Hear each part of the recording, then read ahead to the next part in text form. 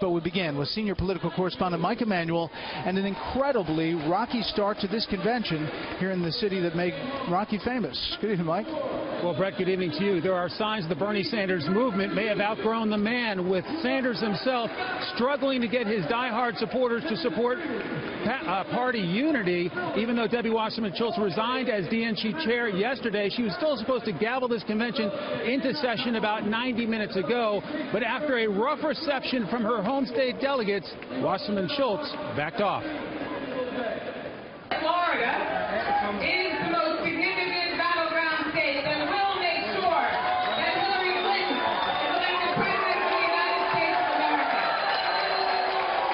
For the opening night of the convention, the Democrats are rolling out some of their biggest names in New Jersey Senator Cory Booker, First Lady Michelle Obama, Massachusetts Senator Elizabeth Warren, and former Clinton rival Senator Bernie Sanders, who toured the podium late this afternoon. Senator Sanders is going to be closing us out tonight.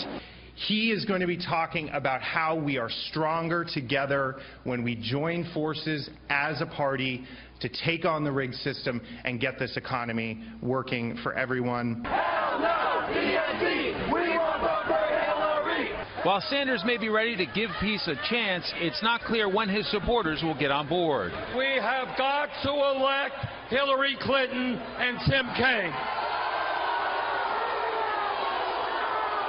Brothers and sisters,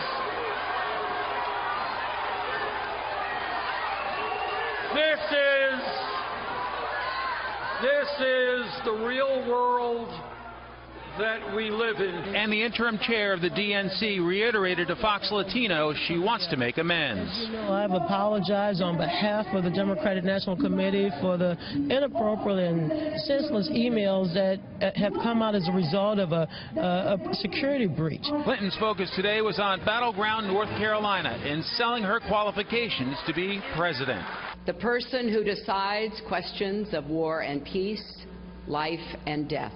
She addressed the VFW convention and talked about the election deciding the next commander-in-chief, and then took this swipe at her rival, Donald Trump. I don't understand people who trash talk about America, who talk about us as being in decline, who act as though we are not yet the greatest country that has ever been created on the face of the earth for all of history. Election statistician Nate Silver has projected that if the election were held today, Donald Trump would have a 54.5% chance of winning the White House, with an estimated 278 electoral votes. That includes, according to Silver's model, Trump winning battleground states of Florida, Pennsylvania, Ohio, North Carolina, Iowa, Nevada, and New Hampshire. Clinton aides say don't judge the polls until after this week in Philadelphia. Well, my friends, I'll tell you, we're going to have a very different kind of convention than they had last week. A great deal is on the line with the Sanders speech tonight, with many Democrats hopeful he'll be able to deliver a turning point address. That seems to be an awfully high bar. We're still hearing plenty of boos out here, but the bottom line is he's going to try to get his supporters on board. Brett?